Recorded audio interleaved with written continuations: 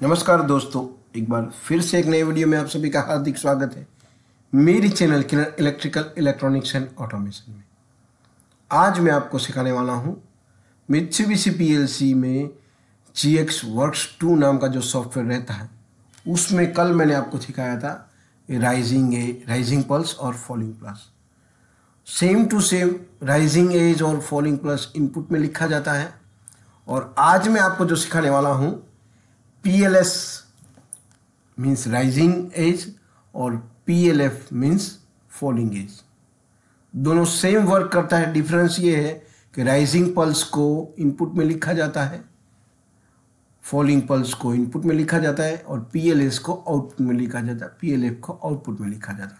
दोनों का working same है लेकिन एप्लीकेशन के हिसाब से अलग अलग यूज होता है। ठीक है, वर्किंग सेम है लेकिन एक इनपुट पे लिखा जाता है, एक आउटपुट पे लिखा जाता है। चलिए देर न करते आज का वीडियो स्टार्ट करते हैं। चैनल पर नए हैं तो सब्सक्राइब कर लेना, वीडियो पसंद आए तो लाइक कर देना और दोस्तों के साथ ज़्यादा शेयर कर लेना, क्योंकि आने वाले फ्यूचर में ऑटोमेशन के रिलेटेड ऐसे ही नई नई वीडियो लाता रहूँगा, आपको अपग्रेड करता रहूँगा। चलिए GX वर्क्स 2 ओपन कर लेता हूँ मैं।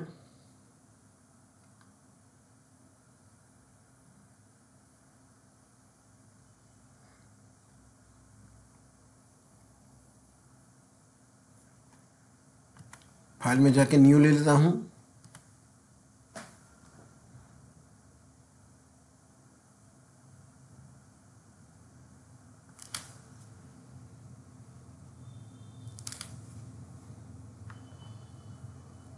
देखिए यहाँ पे LD X0 इनपुट ले लेता हूँ। अब आपको PLS यहाँ पे कोई भी मेमोरी बिट लिखना है आपको, तो ये राइजिंग पल्स की तरह काम करेगा एक लाइन में। ये आउटपुट में लिखा गया है।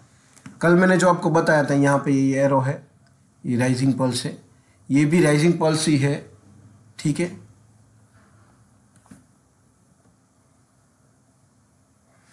लेकिन ये आउटपुट में लिखा जाता है LD M0। ठीक है, और इनपुट में मैं पहले दिखाता था आउट Y1। ठीक है, यहाँ पे आपको अगर ऑन करना है तो LD Y1। देखिए ये इनपुट में मैंने कल दिखाया था, उसी तरह मैं आज आपको दिखाने वाला हूँ। और यहाँ पे LDI X1। ठीक है, कंपाइल करता हूँ इसको मैं डाउनलोड। कंपाइल करने के बाद PLC में डाउनलोड कर लेते हैं। ठीक है,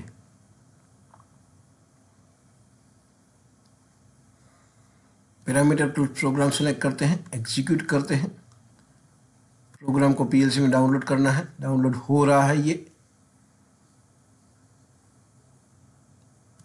यस कर देना है आपको और क्लोज करना है। ठीक है, फिर इसे क्लोज कर देना है। यहाँ आपको मॉनिटरिंग मोड में लेना है। देखिए यहाँ पे X0 प्रेस किया, पल्स मिला M0 से, Y0 ऑन हुआ। लेच किया तब आपको दिखाई दे रहा है, लेच नहीं किया हो तो आपको दिखाई नहीं देगा। X1 से मैं रिलीज कर दूँ। ठीक है, इनपुट प्रेस करने पर देखिए ये प्रेस किया हुआ है तब पल्स मिल रहा है, रिलीज करने पर नहीं। ये कल भी मैंने आपको बताया था लेकिन वो आपको सिर्फ ब्लिंक होते हुए दिखाई दे रहा था। ये देखिए ये बंद कर दिया मैंने तो ऑफ हो गया। प्रेस करने पर देखिए ये प्रेस किया मैंने तब जाके वो पल्स मिला। ठीक है, अब मैं ये राइजिंग PLS है। अब मैं आपको PLF बताने वाला हूं, तो वो देख लें। यहां पे मैं ले लेता हूं PLF। तो ये क्या होगा, इसमें इनपुट रिलीज करने पर मीन्स पुश बटन प्रेस करने के बाद जब रिलीज करते हैं तब जाके आपको ये पल्स मिलेगा। ठीक है, चेंज करने के बाद प्रोग्राम डाउनलोड किया है।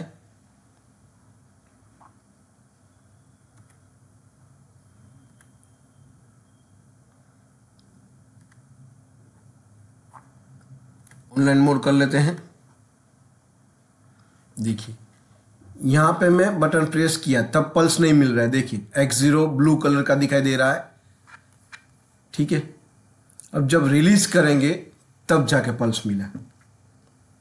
तो PLS है उसमें इनपुट देंगे तब पल्स मिलेगा, और PLF है वो इनपुट देने के बाद जब रिलीज करेंगे मीन्स छोड़ेंगे, शुद्ध हिंदी में बताओ तो पुश बटन दबाने के बाद जब छोड़ेंगे तब जाके PLF पल्स देगा, ठीक है।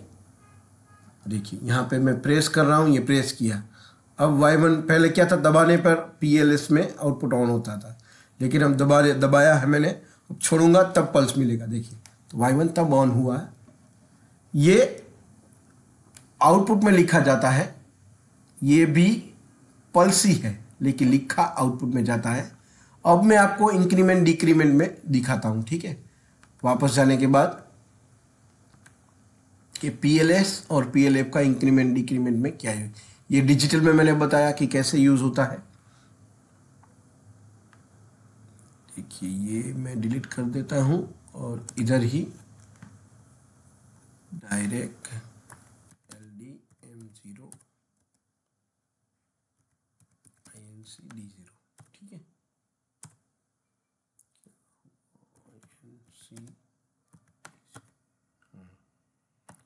LD X1 PLF लिख देता हूँ, ऊपर तो लिखा हुआ है LD X1 PLS M1 LD M1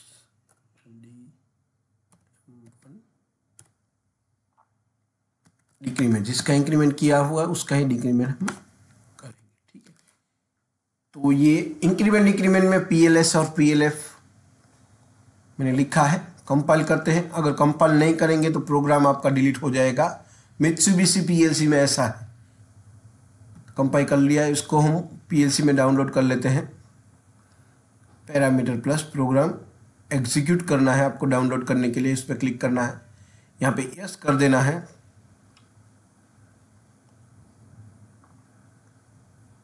यहाँ पे यस कर देना है आपको और क्लोज कर लेना है, ठीक है। और इसको क्लोज कर देना है। मॉनिटरिंग मोड में जाने के लिए यहाँ पे आपको मॉनिटरिंग मोड करना है, ठीक है। यहाँ पे देखिए इनपुट दे रहा हूँ, इंक्रीमेंट नहीं हुआ, जब रिलीज करूँगा तब एक प्लस होगा। देखिए यहाँ इनपुट दिया क्योंकि PLF लिखा हुआ है। PLF इनपुट देने के बाद जब रिलीज करेंगे छोड़ेंगे, इनपुट देने के बाद जब छोड़ेंगे तब पल्स देगा, और पल्स मिलेगा तब इंक्रीमेंट एक प्लस, इंक्रीमेंट में एक वैल्यू इंक्रीज होगी। इनपुट दिया रिलीज किया तब एक इंक्रीज हुआ, इनपुट दिया रिलीज किया तब एक इंक्रीमेंट हुआ, इनपुट दिया रिलीज किया तब इंक्रीमेंट हुआ, इनपुट दिया रिलीज किया तब इंक्रीमेंट हुआ, ठीक है। X0 को आप देखो, इनपुट दिया, जो ब्लू कलर का होता है उसका मतलब रिलीज किया था, इनपुट दिया रिलीज किया तब इंक्रीमेंट हुआ, इनपुट दिया रिलीज किया तब इंक्रीमेंट हुआ, इनपुट दिया रिलीज किया, क्योंकि यहाँ पे PLF है। अब यहाँ पे आप देखो PLS, इनपुट जैसे ही देंगे वैसे माइनस होगा। इनपुट दिया 9 हो गया, छोड़ दिया, इनपुट दिया तब 8 हो गया, छोड़ दिया, इनपुट दिया तब 7 हो गया, छोड़ दिया, इनपुट दिया तब माइनस हुआ तो इंक्रीमेंट हुआ, इनपुट दिया 5 हुआ, इनपुट दिया 4 हुआ, इनपुट दिया 3 हुआ, इनपुट दिया 2 हुआ, इनपुट दिया 1 हुआ, ठीक है। अब देखिए यहाँ पे इनपुट दिया रिलीज करने पर 2 हुआ, इनपुट दिया रिलीज करने पर 3 हुआ, इनपुट दिया रिलीज करने पर 4 हुआ, रिलीज करने पर 5 हुआ। तो ये देखिए PLS rising edge, rising pulse और फॉलिंग पल्स, और PLS और PLF, ठीक है। राइजिंग एज मीन्स PLS और falling edge, falling pulse means PLF। दोनों का वर्क सेम ही है। राइजिंग पल्स इनपुट में लिखा जाता है तो PLS आउटपुट में लिखा जाता है। फॉलिंग पल्स इनपुट में लिखा जाता है तो PLF आउटपुट में लिखा जाता है। दोनों इंक्रीमेंट डिक्रीमेंट के साथ यूज होता है, ठीक है। इसके बगैर इंक्रीमेंट डिक्रीमेंट यूज नहीं होता है, ठीक है। कल मैंने आपको राइजिंग पल्स और फॉलिंग पल्स बताया था, आज PLS और PLF बताया। इनपुट आउटपुट दोनों में प्रैक्टिकल करके बताया है, ये कोई सिमुलेटर में नहीं है। तो जैसे मैं कर रहा हूँ वैसे अगर आपके पास PLC है तो वैसे बिल्कुल D2TD ऐसे ही होगा। तो आशा रखता हूँ दोस्तों कि आज का वीडियो आपको पसंद आया होगा। पसंद आया है तो वीडियो को एक लाइक कर देना, चैनल पर नए हो तो सब्सक्राइब कर लेना और ये वीडियो दोस्तों के साथ ज़्यादा शेयर कर लेना, क्योंकि आने वाले फ्यूचर में ऑटोमेशन के रिलेटेड ऐसे ही नई नई वीडियो लाता रहूँगा और आपको अपग्रेड करता रहूँगा। तो आज के लिए बस इतना ही। जय हिंद, वंदे मातरम दोस्तों।